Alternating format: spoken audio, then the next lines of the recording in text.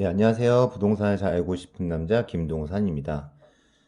자, 오늘 영상은 이제 집을 못 파는 이유, 혹은 집을 안 파는 이유에 대한 얘기를 해보려고 합니다. 제가 정확히 얘기하면은 다주택자, 그러니까 주택이 여러 개 있는 사람이 집을 못 파는 이유, 집을 안 파는 이유. 더 자세하게 얘기하면 좋은 지역, 뭐 서울 지역이라고 할게요. 서울 지역에 집이 여러 개 있는 사람이 집을 못 파는 이유, 집을 안 파는 이유에 대해서 한번 얘기를 해보려고 그래요. 자, 저도 이제 뭐 서울에 집이 있고, 뭐 경기도 쪽에도 집이 있고, 이런 좀 투자, 다른 분들이 말하는 투기라고 할 수도 있죠. 집이 몇 개 있어요. 그래서 최근도 아니죠. 이제 지났는데, 이제 부동산 정책이 많이 나왔어요.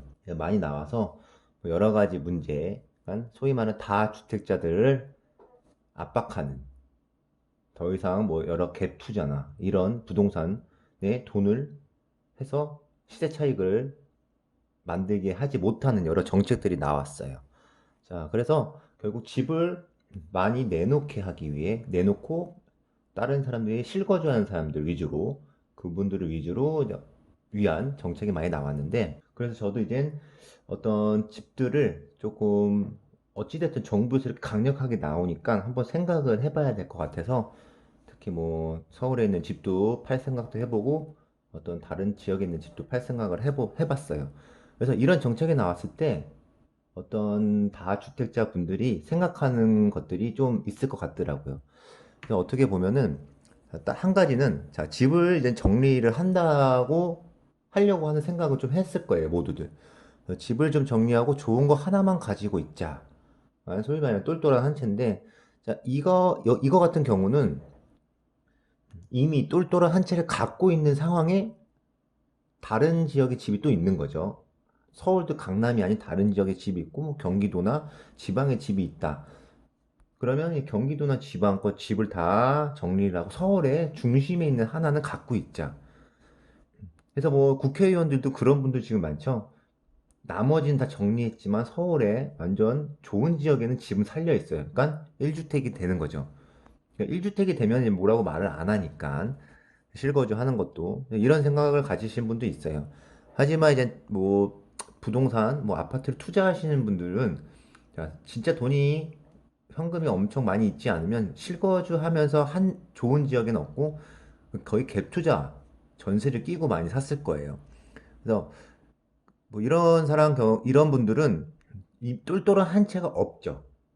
물론 다른 서울도 비싸긴 한데 완전 중심가는 없을 수 있어요. 그래서 이제 뭐 저와 같은 경우인데, 자, 집을 좀 정리하고 똘똘한 한 채를 사자 라는 쪽도 생각을 많이 했을 거예요. 그래서 이런 것들을 좀 시도를 해보려고 이제 많이 알아봤죠. 알아보고 완전 좀 강남이나 중심가에 있는 데는 지금 얼마 정도 하고, 그리고 지금 집들이 팔게 되면 어떻게, 어떤 자산이 어떻게 돌릴 것인가에 대한 생각도 해보고, 그래서 제가 전에 만드는 영상처럼 세무사한테 돈을 주면서까지 세금 문제에 대해서 얘기를 많이 해봤어요. 근데 결론은 그냥 현상 유지를 아무 일도 안 하고 있습니다. 네, 집을 팔 생각이 없어졌어요. 그래서 지금 뭐 인터넷이나 뭐 여러 뭐 언론에 많이 나오는 거는 물건이 많이 씨가 말랐다라는 얘기가 있어요. 자, 이거 같은 이유는 지금부터 말씀을 한번 드려볼게요. 뭐 그냥 이거는 뭐 전체적인 부동산 정책에 대한 상관없느라 그냥 실제로 내가 이런 사람인데 왜 이런 생각을 했는지에 대해서 얘기를 해볼게요. 자, 우선은 세금 문제가 가장 크죠. 왜냐하면 집이 여러 개 있으면 어디를 먼저 파는가에 따라서 세금이 엄청난 차이가 있고요. 그리고 이 세금이 더 늘어난 거예요.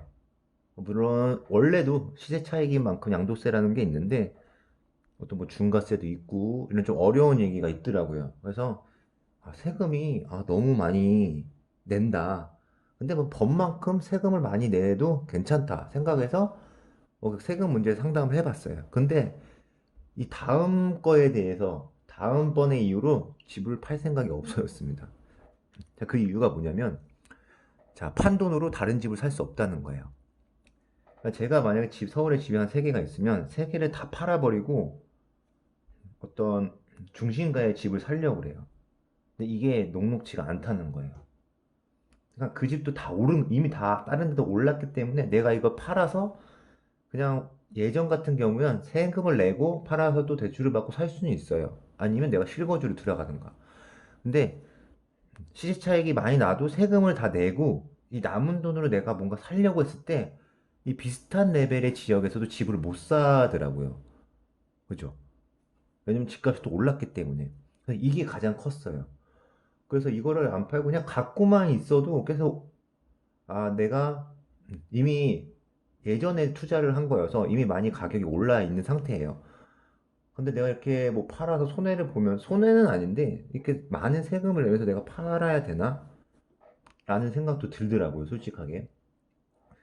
그래서 이게 지금 나도 돈을 벌어서 살려고 하는데 돈이 없는데 다른 일반적인 분들, 그러니까 다른 부동산 그 정책에서 말하는 서민들 이런 분들이 실거주로 이 서울 지역에 집을 들어와서 산다? 좀 진짜 힘들 것 같다는 생각이 들더라고요. 물론 그분들을 제가 무시하는 발언은 아니고요. 그래서 어떤 분들은 이런 얘기 할 수 있어요. 야, 그냥 그 판돈, 이게 수익을 실현한다고 얘기를 많이 하시죠. 돈을 벌어서 세금 내고 그 판돈 가지면 내가 돈을 번 거 아니냐. 그럼 그거 갖고 그냥 벌고 하면 되지. 왜 그걸 또 딴 집을 살려고 그러냐. 이런 얘기를 해요. 근데 이것도 맞는 말인데, 근데 뭐 투자하시는 분들 입장에서는 돈을 그냥 갖고 있으면은 그게 마이너스라고 생각을 하죠. 은행에 집어넣어봤자 뭐 이자가 그렇게 이자로 인한 수익률보다 어디다 돈을 투자를 해야지 더 많이 나니까 돈을 굴려야 되기 때문에 그래서 요즘에 주식을 많이 하시죠. 근데 이제 뭐 부동산이랑 주식이랑 같이 하시는 분도 있는데 저 같은 경우는 주식을 잘 모르기 때문에 이 부동산에서 수익 실현한 거를 주식에 넣는다는 거는 좀 아니라고 생각했어요. 잘 모르기 때문에. 그래서 결국 이거를 굴리려면은 뭐 팔아서 사업을 한다든가 뭐 이런 식으로 다른 수익을 만들어야 되는데 그냥 그렇게 하면 조금 제 노동도 들어가고 많이 생각도 많이 해야 되고 그러니까 스트레스도 많이 받는다는 거죠. 그래서 이럴 바에는 그냥 가만히 있어야겠다 이런 생각을 했어요.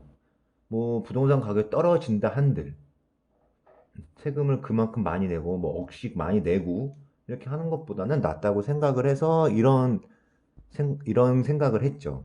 그냥 팔지 못하겠다. 그러다가 점점 그냥 안 팔아야겠다 이런 생각을 많이 갖게 되더라고요. 물론 저와 같은 입장이 계신 분들이 얼마나 많은지 모르겠는데 부동산을 안 파시는 분들 생각보다 많이 물건이 안 나오는 이유는 이런 느낌이 있지 않을까 생각이 들어요.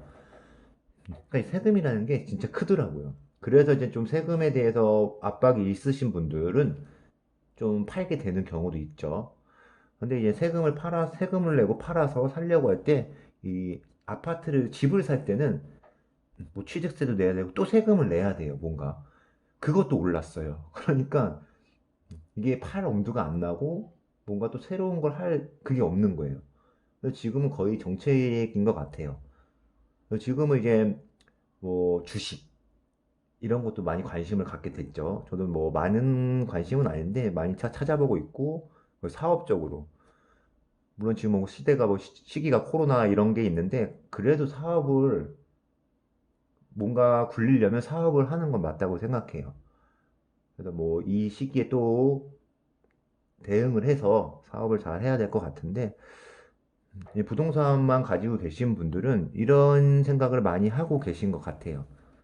그래서 왜 집을 못 파는지, 안 파는지에 대한 이유를 제가 직접 제 경험에 비춰서 이것저것 알아보고 하다 보니까 그럴 만한 이유가 있구나라는 생각이 들어서 이제 뭐 그런 거에 대해 잘 혹시나 모르시는 분들이 있을까봐 제 어떤 개인적인 경험을 가지고 한번 얘기를 해봤습니다. 현재 지금 언론에서는 부동산이 뭐 진정 효과가 나고 있다, 진정되고 있다라는 얘기도 있고, 뭐 전세가 씨가 말라서 전세값이 뭐 매매값보다 높아질 거다, 뭐 그런 게 나오고 있다라는 말도 있어요. 실제로 저도 이젠 집을 갖고 있는데 그런 전세가 올랐어요. 올랐는데 올라도 이제 세입자분들이 충분히 지불을 하고 재계약을 하고 새로운 계약 하시는 분도 생기고 그러고 있습니다. 그래서 이런 것들이 지금 어떻게 변해 가는지는 저도 이제 잘은 모르겠는데 제 입장에서 생각해 봤을 때는 아, 이게 어떤 이런 역효과가 있구나라는 생각이 좀 들어서 영상을 한번 만들어 봤습니다. 네, 지금까지 부동산을 잘 알고 싶은 남자 김동산이었습니다. 자, 즐거움하셨다면 구독, 좋아요 부탁드려요.